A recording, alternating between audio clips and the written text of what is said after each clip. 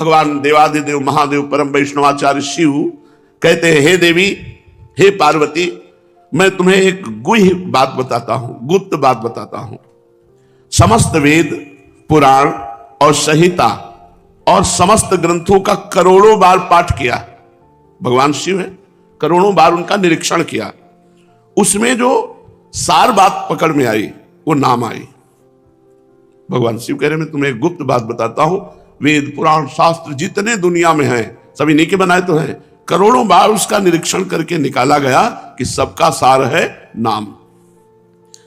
जो करोड़ों बार वेद मंत्रों, शास्त्रों, पुराणों, संहिताओं का अध्ययन करने से पुण्य होता है, वो एक नाम से प्राप्त हो जाता है। नाम चाहे जैसा भी पापी हो, प्राण छूटते समय किसी भी प्रकार से यदि वो एक बार भगवान नाम उच्चारण कर लेता है तो वह उत्तरायण में सूर्य मंडल को भेद कर जो योगी लोग परम धाम को जाते हैं, वो उसी परम धाम को नाम जापक जाएगा यदि अंत समय भगवान का नाम आ जाए। अंत समय नाम आना बहुत कठिन होता है, क्योंकि जन्मत मरत दुषा दुख हुई। जब प्राण प्रयाण का समय होता है तो कफ, पित्त, वात ये तीनों अपनी मर्यादा से ऊपर उठ जाते हैं और बड़ा ही दुख होता है। नस नाड़ियों में कफ व्याप्त हो जाता है, सांस लेने में परेशानी आती, पित्त बहुत ज्वलनशील बढ़ जाता है, वायु बढ़ जाती है, सन्निपात स्थिति आ जाती है। उस समय भयानक पीड़ा में कौन भगवान का स्मरण करे? तो जीवन भर यदि स्मरण किया है तो उस समय भगवान की कृपा से भगवान का नाम नहीं छोड़ता। जीवन भर हमने नाम पकड़ने की कोशिश की, अंतिम समय भगवान का नाम पकड़ लेता है। अंतिम समय जिसके मुख से भगवान नाम निकल गया तो सूर्य मंडल का भेदन करके दुंदुभी बजाते हुए जो योगी उत्तरायण की गति को प्राप्त होता है, वही नाम जापक को प्राप्त होता है। तुम्हें संदेह नहीं होना चाहिए कि बड़े कठिन साधनों के द्वारा, योग आदि के द्वारा जो प्राप्त किया जा सकता है वो बिना किसी संशय के सरल ढंग से नाम जप करते हुए प्राप्त किया जा सकता है। तुम अभ्यास करो, एक क्षण, एक मुहूर्त भी नाम ना छूटने पावे। इच्छा, अनिच्छा, लय, विक्षेप ये भजन में बाधा पहुंचाती है। किसी भोग की इच्छा नहीं, अनिच्छा ये मुझे नहीं, ये चाहिए। इच्छा और अनिच्छा और लय, भजन में बैठे सो गए। भजन की जहां बात है मन नहीं लगता। भजन के लिए तो प्रमाद स्थिति ये और विक्षेप, बार बार किसी कामना का, विषय भोग का, नाना प्रकार के व्यवहार का चिंतन करना भजन में ये विक्षेप है। इच्छा, अनिच्छा, लय, विक्षेप ये भजन नहीं होने देते। इसलिए इस अवस्था में जब तुम्हारे अंदर बहुत इच्छा प्रकट हो रही हो या संकल्प विकल्प चल रहा हो, चुनना हो किसी भोगों को, उस समय जोर से नाम चलाओ, उसको चुनने मत दो, संकल्प मत बनने दो। वो आपको चुप करेगा, अपनी बात रखेगा, आपको चुप नहीं होना और अपनी बात उसके सामने रखनी, राधा राधा राधा। तो इच्छा और अनिच्छा से ऊपर उठ जाएंगे, लय और विक्षेप पर विजय प्राप्त कर लेंगे। हमें हारना नहीं है। हम लोग क्या करते हैं, हार जाते हैं। जब ये अपनी मनमानी चलाना चाहता है तो हम उसी का मनन करने लगते हैं और नाम छूट जाता है। जहां नाम छूटा तो अपनी तरफ घसीट ले गया। अगर नाम चल रहा है तो इसकी ताकत नहीं कि हमको अपनी तरफ घसीट पावे। तुम्हें जिह्वा पर ध्यान देना है। जिह्वा के अग्रभाग को हिलाते हुए निरंतर नाम का अभ्यास करो। ढेर सारा नाम रूपी धन इकट्ठा कर लो, अंतिम दिन काम आएगा। बाबा कह रहे हैं अंतिम समय काम आए। आज की मेहनत अंतिम में रंग लाएगी। जब तुम्हारे जाने का समय होगा तब निकलेगा राधा और लाडली जो आपके नेत्रों के सामने होंगी और आपका जन्म जन्म का भटकना बंद हो जाएगा। घोर पापी लोग जब भगवान का नाम लेते हैं तो धीरे धीरे उनके पाप नष्ट होते हैं, जबकि सामान्य पापियों के पाप तो जल्दी नष्ट हो जाते हैं, लेकिन जो महत पापी होते हैं उनको ज्यादा दिन नाम जप करके पाप को नष्ट करना होगा। जो सात्विक प्रभाव के लोग हैं उनका तो बहुत जल्दी पाप नष्ट हो जाता है, हृदय द्रवित होने लगता है। नाम का एक एक अक्षर सच्चिदानंदमय ज्योतिर्मय है। जैसे रा बड़ा की मात्रा, धा बड़ा की मात्रा, बोले सच्चिदानंदमय है, ये तेजोमय है, ये ज्योति बिंदु स्वरूप है। साधक आंख, नाक, रोम रोम में नाम को बसा ले। नाक में कैसे? नाक के तालू के स्थान पर एक ठसक से आवाज निकाली जाती है, श्वास की कटिंग करके। श्वास ले रहे हैं, उसको काट करके निकाल रहे हैं, चल रहा है नाम। जैसे आप कभी कोई गुनगुनाते हैं तो नाक से ही तो गुनगुनाते हैं, उसे और धीमा करो, आवाज बाहर न निकलने पर, फिर गुनगुनाओ।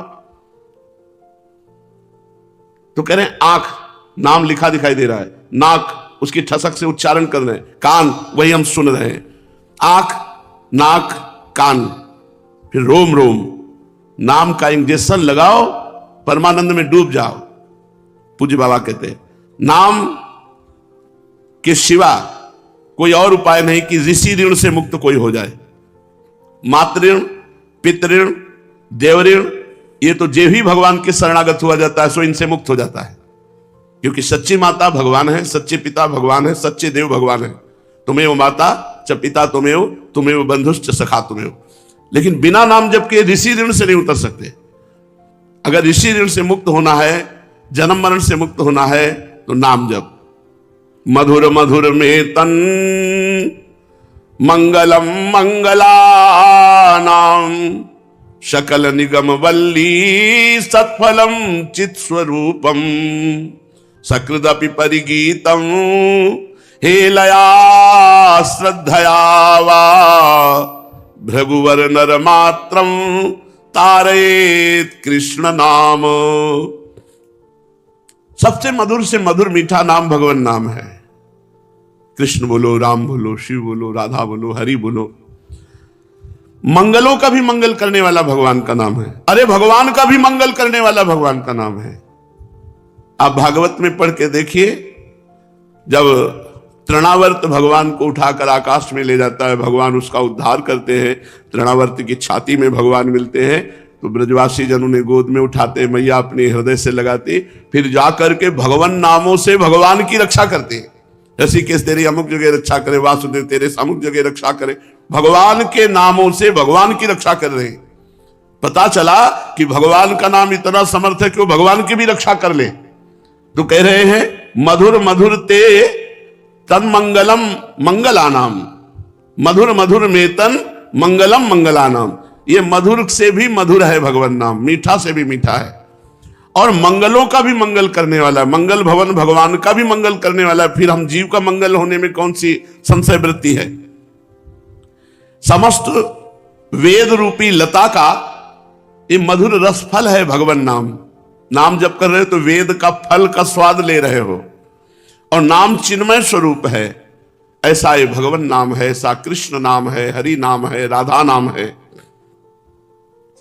श्रद्धा से ले अथवा अवहेलना से, कैसे भी मात्र भगवान का नाम जीव का उद्धार कर देता है, चाहे भाव से, कुभाव से, श्रद्धा से, अवहेलना से। अरे तुम क्यों चुप हो, नाम ले लो।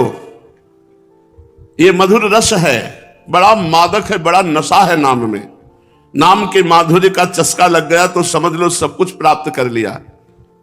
नाम ही ईश्वर है, नाम ही मधुराति मधुर है, नाम ही बहुत विशद महिमा वाला है। अर्थात जीव की तो बात जाने दो, ऋषि मुनियों की बात जाने दो, कहां लगी नाम बड़ाई, राम न सकहि नाम गुण गाई। स्वयं भगवान भी अपने नाम की महिमा, इतना विशद महिमा है कि स्वयं अनंत शक्ति संपन्न भगवान भी नाम की महिमा का पार नहीं पाते।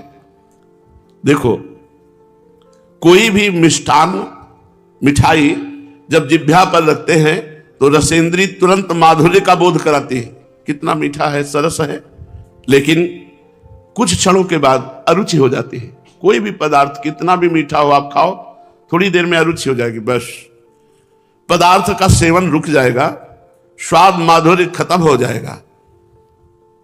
पदार्थ अधिक सेवन नहीं कर सकते, 10 मिनट पाओगे, 20 मिनट पाओगे, इसके बाद रुक जाओगे। लेकिन नाम का तुरंत माधुर्य अनुभव में नहीं आता, मिठाई का तो तुरंत आ गया। ये प्रश्न भी हुआ था, नाम का तुरंत नहीं आता, बड़ा विलक्षण मीठा है।